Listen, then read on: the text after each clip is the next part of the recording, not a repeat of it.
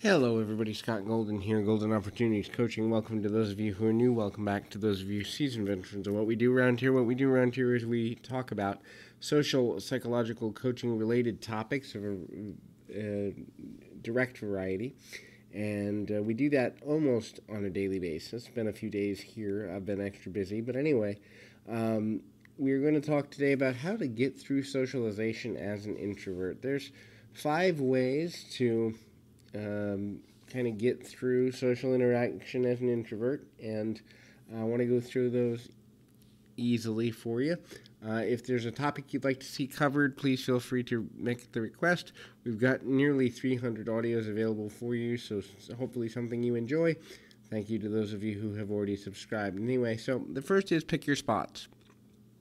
If you're an introvert, you already know that being social can take a lot of energy out of you, which means it's often necessary to pick your spots. Know exactly what it is that you're looking for, know what you're looking to accomplish from being social, and try to find ways to handle that in a easy, discernible way. You don't have to go to every place. You don't have to go where there's lots of people. You can go into a small group situation. You can go into a medium group. You can go where there's only people that you're familiar with or friends or what have you.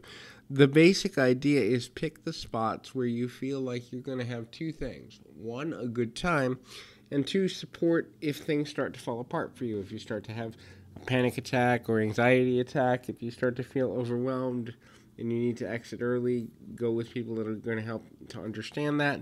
The next thing is go early to these functions. There's a couple of reasons to go early. Number 1, the earlier you go, the less likely it is that everyone who's attending will be present. This means, ultimately, that you will have to deal with less people, which if you are a person that has anxiety or panic around crowds, you can minimize and mitigate the damage related from dealing with a large crowd of people unnecessarily. Also, if you go early, you can speak with the host and the most important people at the party, the most important people or the most influential people at a party or social function are probably going to be there early because they're setting up and they're making sure everyone has a good time.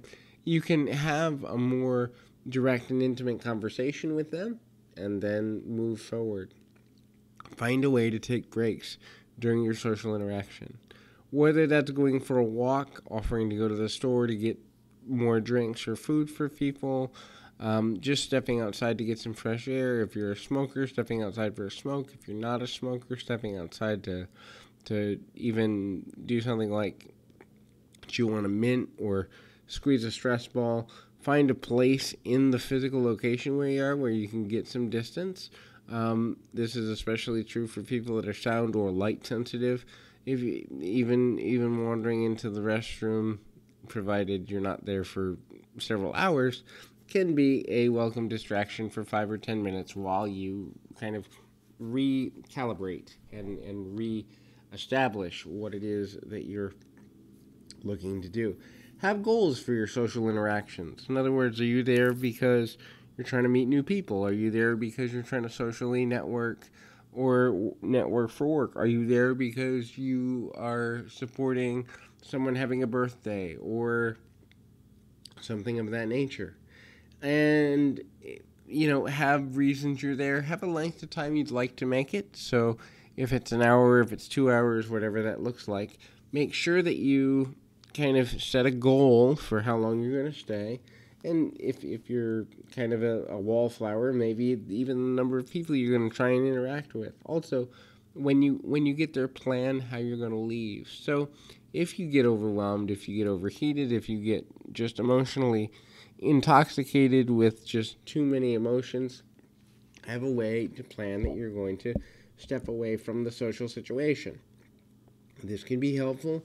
It can be something as simple as, hey, I've got to be up for work in the morning, or hey, I promised so-and-so I'd help them with something, or hey, I've had a really long day and I need to get good rest.